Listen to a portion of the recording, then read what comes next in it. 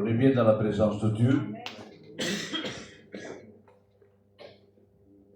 Et nous comptons sur la grâce de Dieu, amen, pour la parole de Dieu.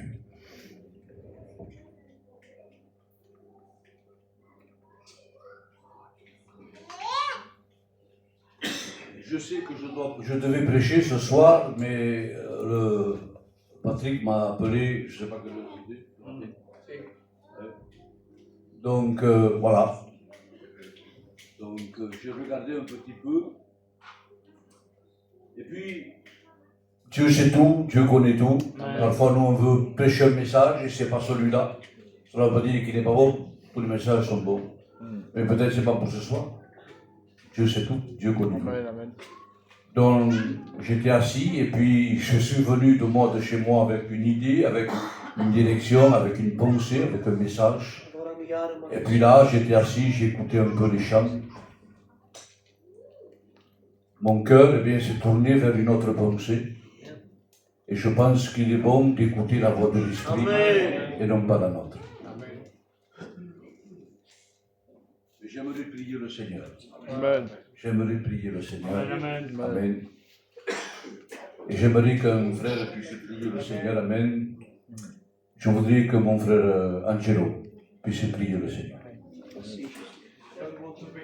Voilà, sans plus tarder, je vous dirai pas longtemps. Là, maintenant, j'ai la montre, je la vois, donc je ne peux pas me tromper. Là-bas, je ne la voyais pas. Elle était petite, mais là, je la vois. Donc, je ne veux pas voler le temps à la prière. Je ne serai pas trop long, je dirai ce qu'il faut dire, parce qu'il faut dire ce qu'il faut dire aussi, c'est normal.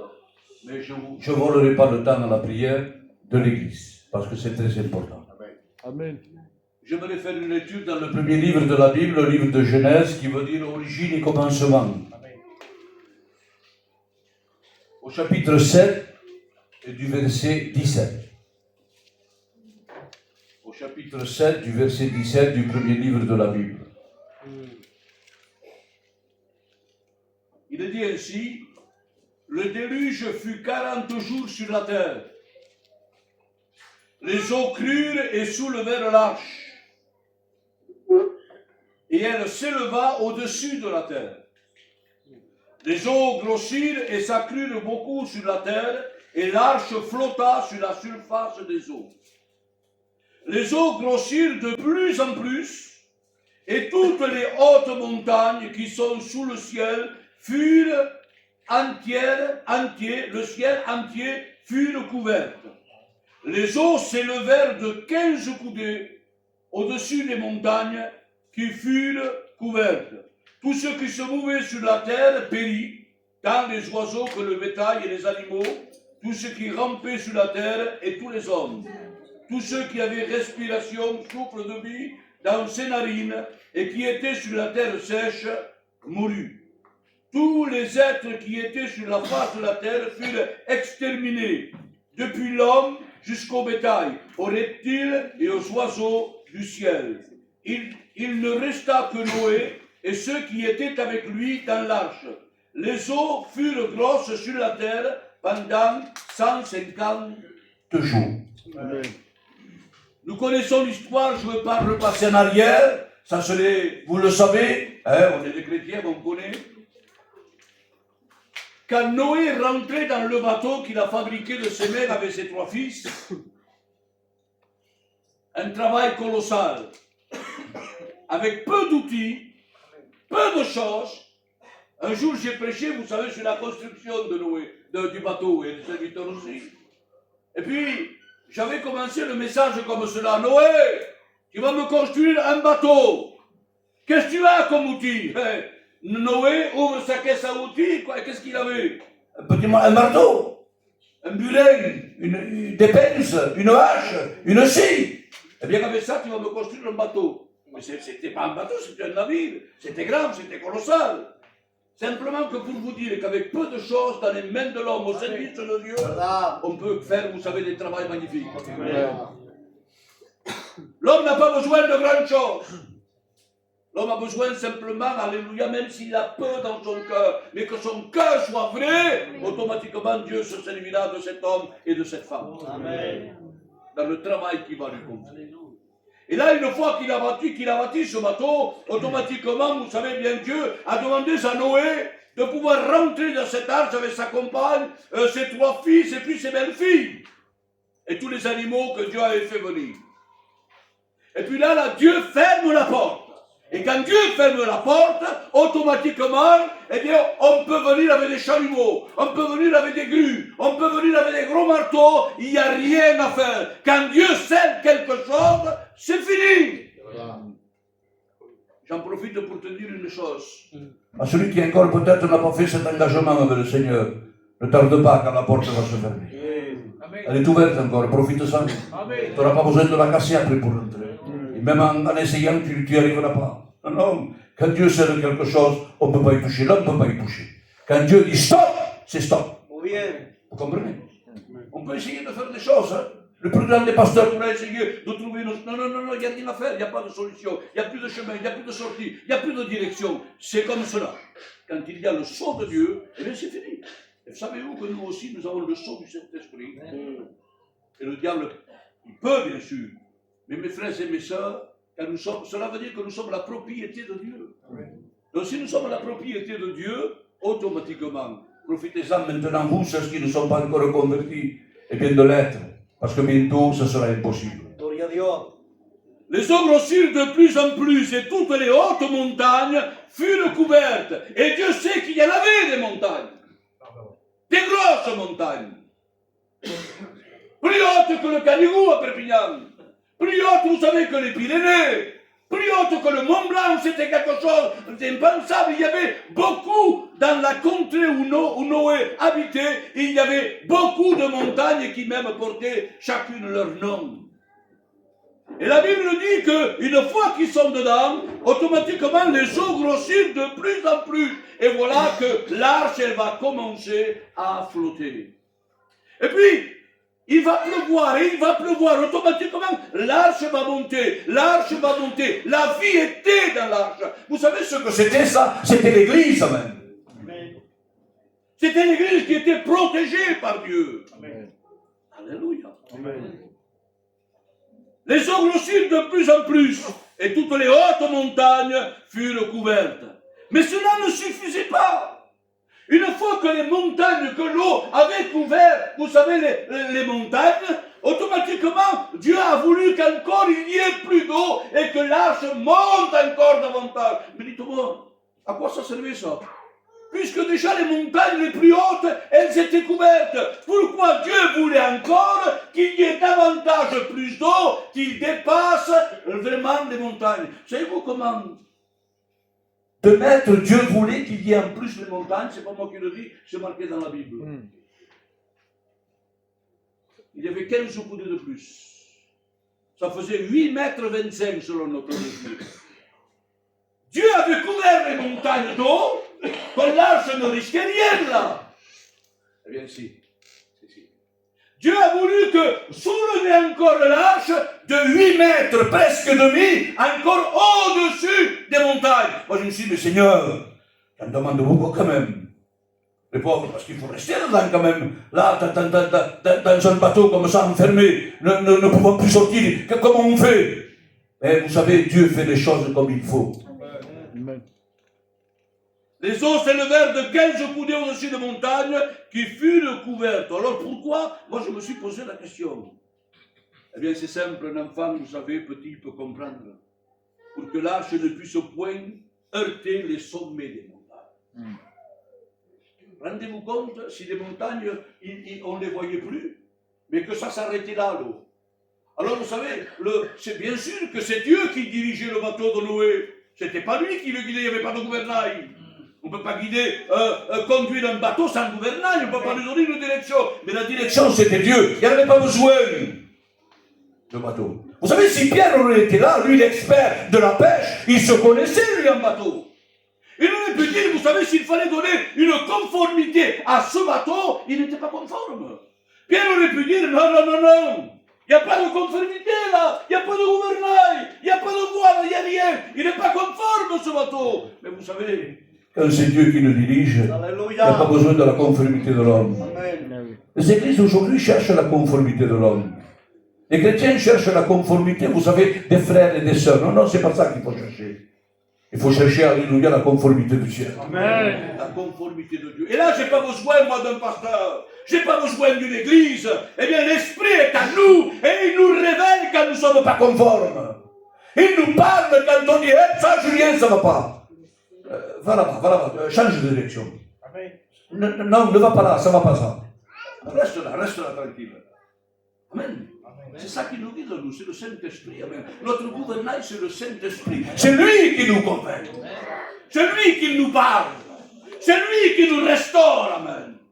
Alléluia. Amen. Ah, si l'Esprit ne parle plus dans le cœur du chrétien, c'est parce qu'il y a un souci, il y a un problème.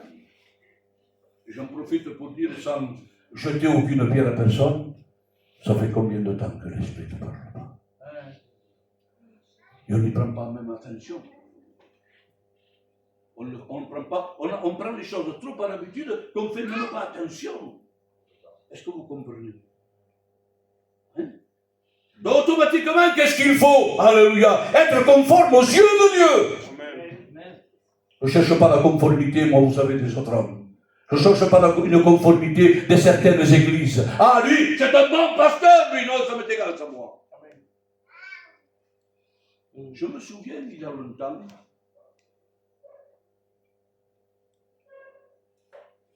on était à la petite église, en ville.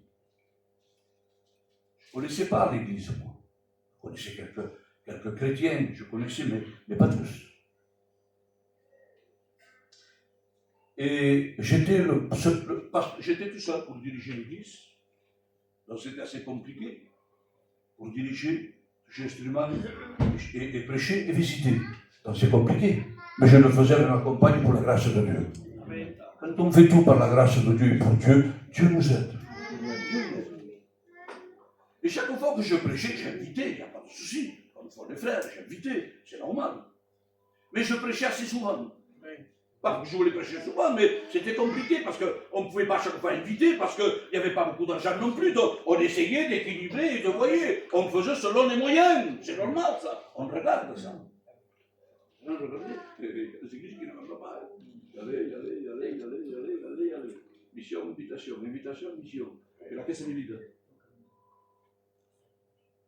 Et au bout, il n'y a rien du tout qui s'est fait. Et chaque fois que je prêchais, il y avait une sœur, je ne dis pas le nom. Elle venait vers moi et me dit, ah, que tu as bien prêché, frère. Ah, tu as prêché bien comme il faut. Moi, je ne la connaissais pas trop, la sœur, je ne pouvais pas rien dire. Mais chaque fois que je prêchais, il me disait ça. Chaque fois que je prêchais, il me disait ça.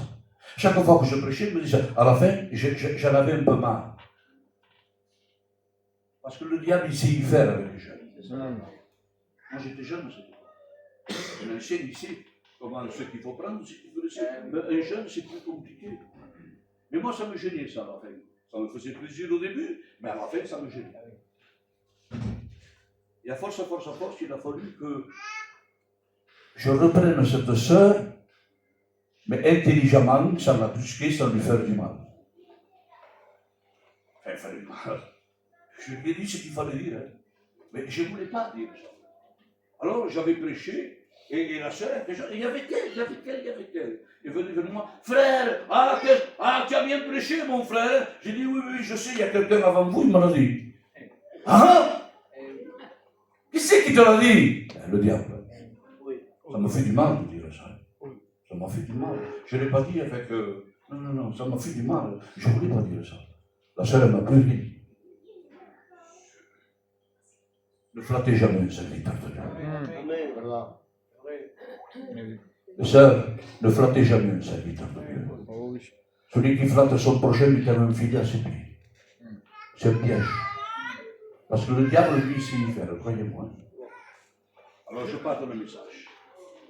Les eaux s'élevèrent de 15 coudées au-dessus, 8 mètres 25 d'eau encore au-dessus des montagnes, tout simplement pour que l'arche ne puisse point toucher, heurter les sommets des montagnes. Ainsi l'arche était en sécurité.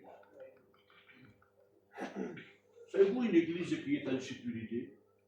C'est une église qui se tient dans l'adoration et dans la prière. Mais non, Julien, il n'y a pas besoin de prier. Il y a 6 réunions sur 7. Ce n'est pas les réunions qui bénissent l'église. C'est vrai. C'est pas les réunions qui bénissent. Tu peux venir 7 sur 7. Je peux venir moi aussi, parce que je ne suis pas meilleur que toi. 7 sur 7, et puis non. Non, c'est pas ça. C'est une église également, il faut faire moins de réunions, mais plus de prières. Amen. Il faut que la balance soit comme ça. Amen, amen. Amen. Si la balance elle est toute comme ça, c'est bien, elle est là. Non, non, non, non, non, non, non.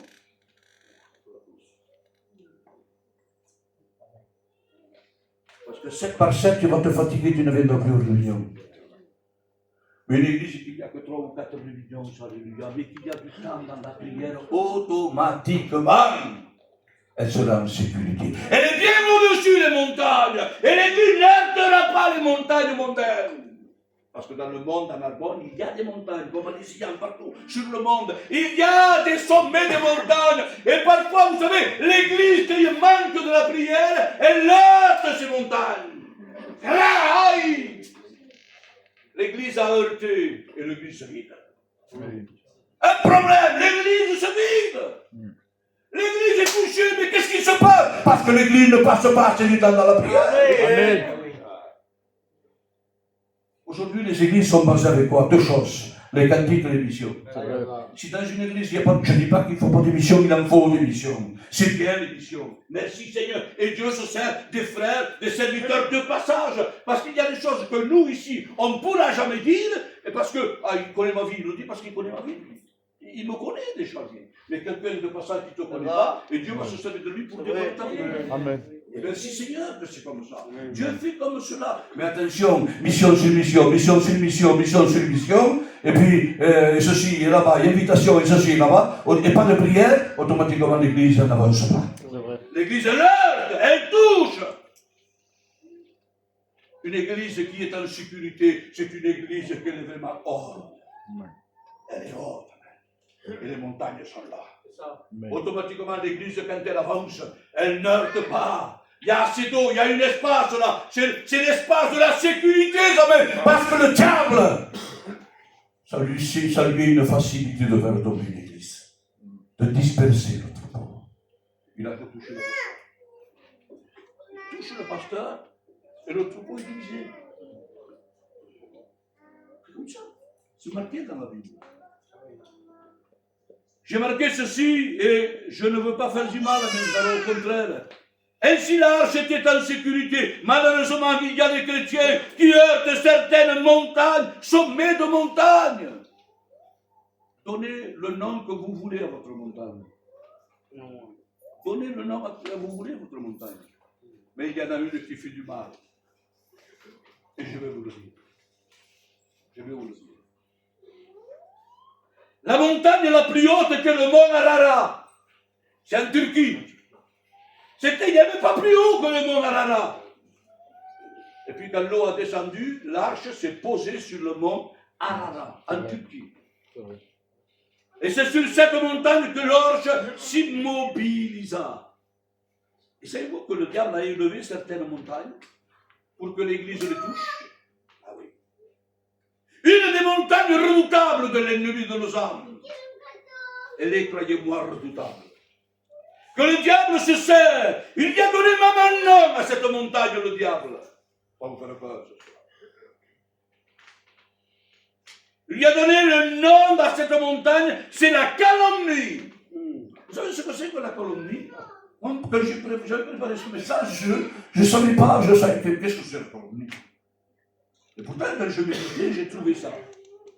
Le diable élève la montagne pour toucher l'église, il lui donne comme nom la calomnie. Alors, qu'est-ce que c'est la calomnie? On va en parler, c'est simple. La réponse, c'est ça. C'est dire sur quelqu'un quelque chose qui n'est pas vrai. Et non seulement il dit quelque chose qui n'est pas vrai, mais il le propage à toutes les personnes, ainsi que même les inconvertis. Une église qui fait ça, c'est une église qui ne connaît pas. C'est une église qu'elle touche la montagne. L'église est une barque. Amen. Nous sommes tous ensemble Il n'y a pas de gouvernail. Le gouvernail, vous savez, c'est pas le pasteur. Bien sûr que le pasteur est là pour diriger, c'est normal. Pour donner, vous savez, la direction, c'est normal cela. Mais le gouvernail, c'est Dieu, ça. Si Dieu va amener l'église à droite, eh bien, essayons pas d'aller à gauche. Et si c'est le contraire, eh bien, laissons-le faire lui, parce que lui ne se trompe pas. Moi, je me trompe, mais pas Dieu. C'est dire sur quelqu'un quelque chose qui n'est pas vrai et qui le propage à toutes les personnes, ainsi que même à des inconvertis. Savez-vous que c'est grave de parler à des inconvertis des choses de l'Église? Un chrétien qui fait ça, qui parle, on peut parler avec les chrétiens. Là, je parle avec un Jérôme, c'est quelque chose qui est un problème de l'Église, mais là, il y a un converti là. Vous savez que c'est grave sur Dieu. Et pourtant, moi, j'ai vu des chrétiens parler, Et même des serviteurs de Dieu. Je le dis parce que je l'ai vu, je ne l'ai pas vu, je ne le dirai pas. Je jette aucune pierre. C'est grave, c'est grave. pour nous, bon, oui, voilà, quoi. Non, c'est assez grave. Non, l'Église ne doit pas parler, l'Église doit prier. C'est pour ça qu'il y a beaucoup d'églises qui ne vont pas bien. Il sait que l'ennemi de nos âmes n'a pas d'effort à rentrer, il s'assoit, il écoute Écoute la parole de Dieu, il frappe des mégots cantiques, et puis voilà quoi, à la prochaine réunion. Et ça c'est anormal ça. Diable, l'ennemi de nos âmes ne peut pas mettre un pied ici. Quand une église amène, elle est là, et qu'elle se tienne dans l'adoration et dans la prière. Il n'y a que ça qui peut protéger une église. Il n'y a pas autre chose, ce n'est pas les missions qui protègent l'église. Il les faut, mais ce n'est pas ça. Les chants, il les faut, merci Seigneur, pour ceux qui chantent à la gloire de Dieu. Mais ce n'est pas ça. C'est la parole de Dieu. Amen. La parole de Dieu nous dit cela. Lévitique chapitre 19 du verset 16, tu ne répandras point de calomnie. Proverbe chapitre 11 du verset 13, qui répand la calomnie dévoile les secrets. Bon. Non, je parle comme ça. Non, ça ne regarde pas le frère. Et puis, tu vas gêner le frère. Si tu ne le gênes pas, c'est parce que l'autre il se regarde aussi. Parce qu'il y a des frères qui sont friands de ça. Qu'est-ce qu'il a dit? Qu'est-ce qu'il a fait? Oh! Ah! Il ne peut plus chanter, il ne peut pas faire ça. Ça y est, déjà, on devient des pharisiens. On lui jette les pierres déjà. Mais non, on prie pour lui. Amen. Ce qu'il a fait lui, tu peux le faire toi, je peux. Amen. Éphésiens, Paul dit là, Éphésiens chapitre 4 du verset 31, que toute calomnie disparaisse. Maintenant, si une chose elle est vraie, c'est coupé. Il y a l'amour de Dieu, il y a la grâce de Dieu. C'est normal. Mais il faut dire la vérité. Amen. Par Dieu. Je passe vite, il y a des textes, mais je ne les dis pas.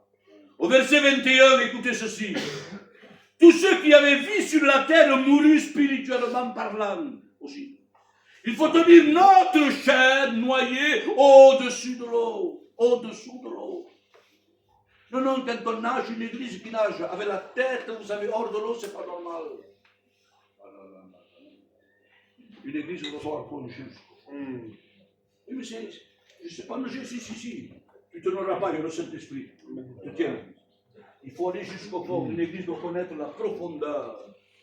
Trop d'églises sont sur surface. La surface, nager en surface. Et les enfants, ils nagent sur surface. Non, il faut plonger, il faut aller en avant. C'est-à-dire dans le Fond de la parole de Dieu. Amen.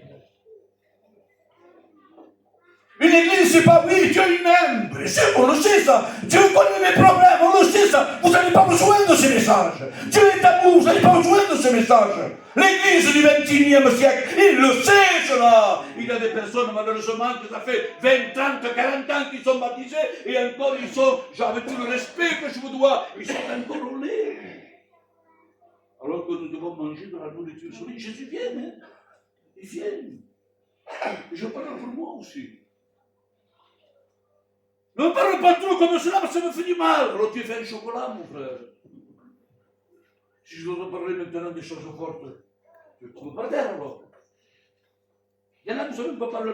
Ah, tu m'as blessé, tu m'as fait du mal. Mais je ne t'ai pas parlé encore. Je viens de commencer là.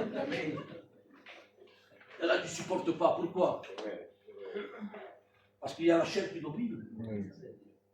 S'il y a quelque chose qu'on doit me dire les serviteurs de Dieu, si c'est pas pour me tuer, mais pour mon bien, amen, eh bien je dis, je m'incline. Même si je suis plus ancien que les frères, eh bien je dis, oui, vous avez raison.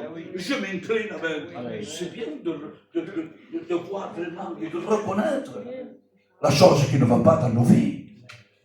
Si tu me le dis pour mon bien, mon frère, viens chez moi quand tu veux. Amen. Mais ne m'y viens pas pour raconter la vie de l'autre, ça ne m'intéresse pas, moi, la vie de l'autre. Vous savez, je vais vous dire quelque chose. Vous ne voulez pas le dire, ma compagne va se fâcher. Mais ça fait rien.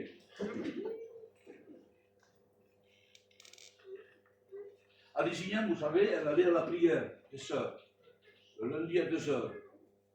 Et puis il y a des sœurs, vous savez, là il y a la prière, hein, 1h30 de prière. C'est bien, c'est bien, c'est bien. Mais il parle 1 heure. À peine, c'est pas 1h30 de prière, c'est que demi-heure. Mais 1 heure, et ceci, et là-bas, mais papa. Non, et ma compagne n'est pas comme ça, c'est comme dit les sœurs. Papa, non, les sœurs, on va chanter comme dit qu'on va prier. Ça gênait ça ce qu'ils aimaient parler. Mais ça ne gêne pas ça ce qu'ils aimaient prier. Amen. Amen. Amen. C'est pour cela que dans une église, on commence nos réunions par la prière. Parce qu'on commence à parler. À minuit, on est là, on n'a pas commencé la réunion. C'est pour ça que, monsieur, on peut se dire bonjour, merci Seigneur. Ça fait plaisir de voir les frères, ça fait plaisir de voir les sœurs. C'est normal, ça vient de Dieu. C'est la Bible, ça. Mais de suite, on va se mettre en prière, parce qu'il y a une réunion, il y a le pasteur qui va prêcher. Et on va chanter des cantiques, et ça, c'est un combat. C'est le combat de l'église, ça. Amen. Alors, chaque fois que ma compagne en est priée, on voit quand ça prend que ça va parler, on voit que ça démarre de parler. Non, mais ça, on se dit bonjour, là, maintenant, on va chanter un cantique, on va prier. Amen. C'est ce qu'il faut faire. Amen. Parlons moins et prions. Amen. Amen. Tous ceux qui avaient vu sur la terre mourir spirituellement parlant, il faut tenir notre chair noyée au-dessous de l'eau. Pourquoi je dois noyer ma chair? Jean chapitre 6 du verset 63, la chair ne sert à rien. C'est pas moi qui le dis, c'est pas Patrick qui le dit, il est le serviteur de Dieu. C'est écrit dans Jean chapitre 6, verset 63. Même dans ta Bible, c'est écrit comme ça. La chair ne sert de rien. Amen.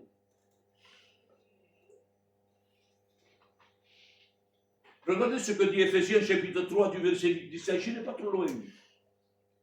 En sorte que Christ habite dans vos cœurs par la foi, étant enraciné et fondé dans l'amour. Amen.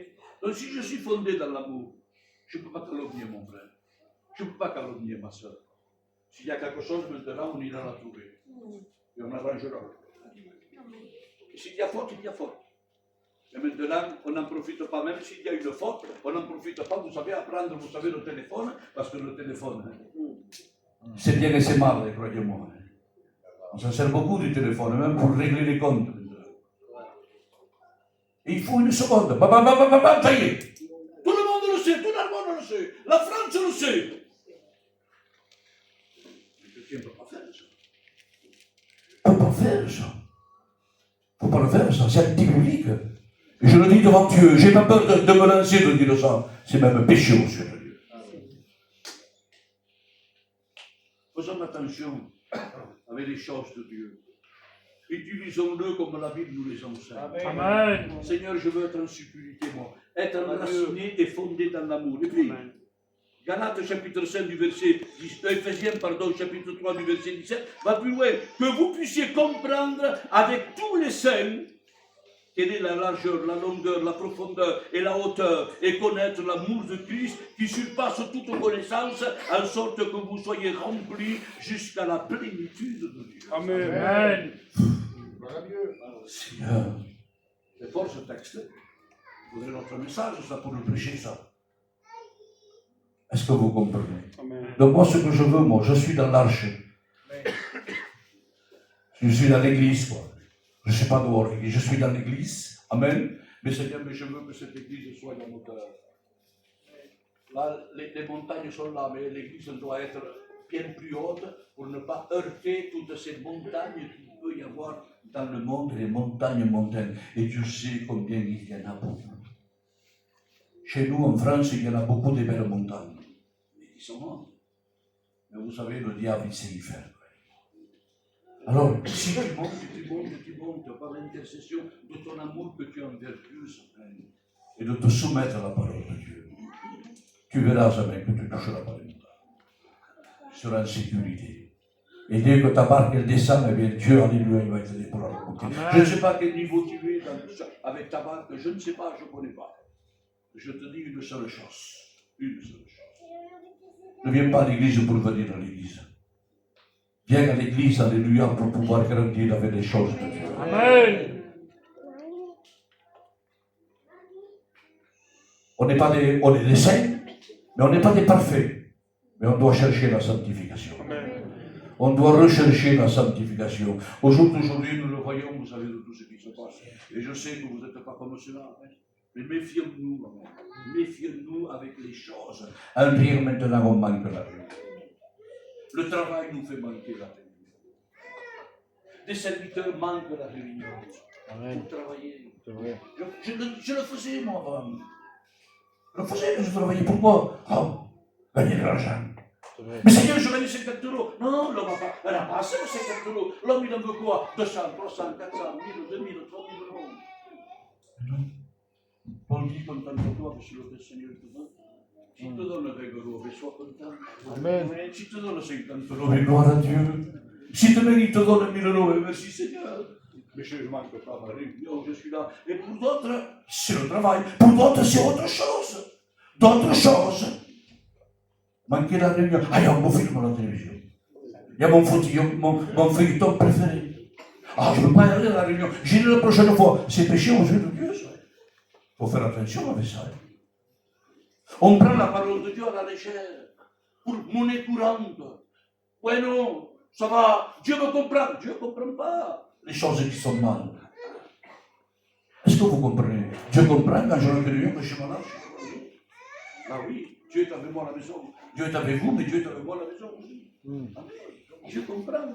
Et maintenant, quand on arrange nos vies, non. Et qu'on défaille, qu'on heurte les montagnes, non, parce que la montagne, le travail, c'est une montagne.